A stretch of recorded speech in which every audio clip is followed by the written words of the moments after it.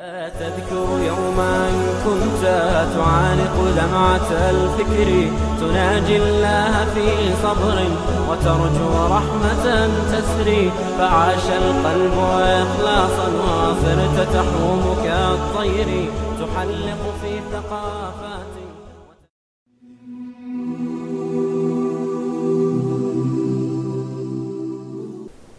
Hunayn gazetiga qarab baqayli. Hunayn gazeti.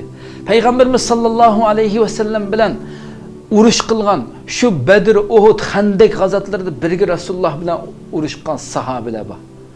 Rasulullahning sahobalari jimma tuturuqliq. İlgirki g'albalarda, ilgirki urushlarda hammasida g'alaba qilgan shu sahobalar shu. Rasululloh shu. Hunayn kunisida va yawma Hunaynin iz a'jabatkum kasratukum.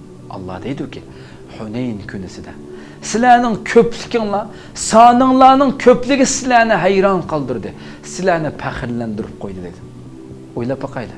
Ya, soninglarning ko'pligi sizlarni faxrlantirib, biz hargizmi yengilmaymiz. Chunki o vaqt sahobalarning soni 10 mingdan oshdi. 10 ming sahoba. Ularning 5'ida Rasululloh qo'mondan. Makka fath qilib bo'lgandan keyin bo'lgan urush. Bütün Ceziratul Arab, Arab yerim aralının hammasi u tarafından bu tarafigacha hammasi musulmonlarga tiz cho'kkan holat. Hunayn kunisi.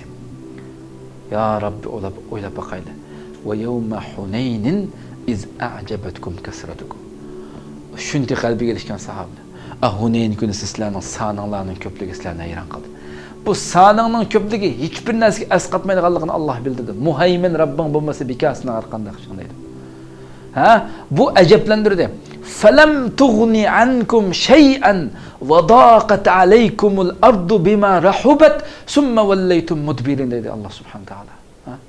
Sizlarning bu soninglarning ko'pligi sizlarni hayron qoldirib, biz ko'rangitib, bugun biz hargiz mag'lub bo'lmaymiz deb aytganda sizlarning bu soninglar sizlarga zarrachilik asqatmadi dedi Alloh subhanahu taala.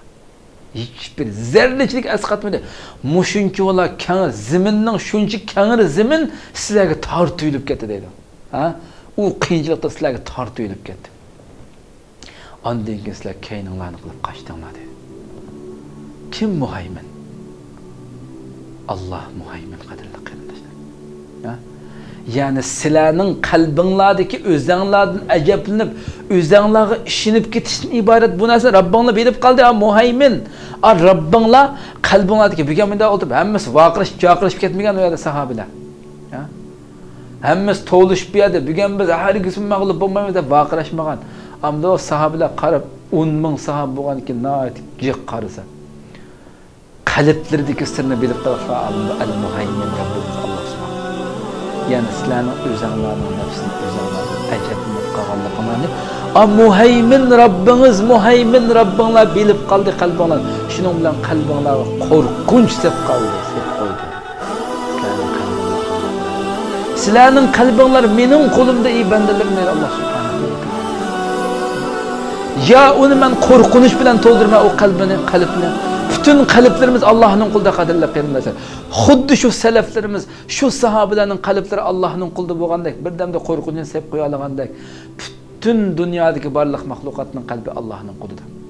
Qalbinglar mening qo'limda. Men muhayminman, men hammani kontrol qilaman deb Alloh subhanahu taolo. Men ya uningga xotirjamlikni salaman, yoki uningga tinchlik xotirjamlikni salaman, yoki uningga qo'rqinchni salaman. Shuning uchun hadisda al-qalbu bayna isba'ayn min asabi'ir rahman yuqallibuha kayfa yasha. Qalb bu yurak Alloh subhanahu va taolaning barmoqlarining ikki barmoqning o'ttirisidir. Uni xohlagancha o'zgartirdi. Xohlagancha u yoq bu yoq qildi. Shuning uchun duolarimizda Allohumma ya muqallibal qulub sabbit qalbi ala dinik, ya musarrifal qulub sarrif qulubana ala ta'atik deb shuna duo qilamiz mu'minlar. Qalblarni o'zgartguchi, qalblarni o'rib ko'rib turg'uvchi Rabbim, bizning qalblarimizni o'zingning dinida mustahkam qilgin, qalblarimizni, yuraklarimizni o'zingning dinida mustahkam qilgin. Qalblarni o'rib ko'rib turg'uvchi bizning qalblarimizni o'zingning dinida mustahkam qilgin deb shunda duo qilamiz. Mu'minlarning duosidan birisi bu. O'ylab baqayli. Hamma ish, butun ish boshdan oxir Alloh subhanahu va taolaning qo'lida.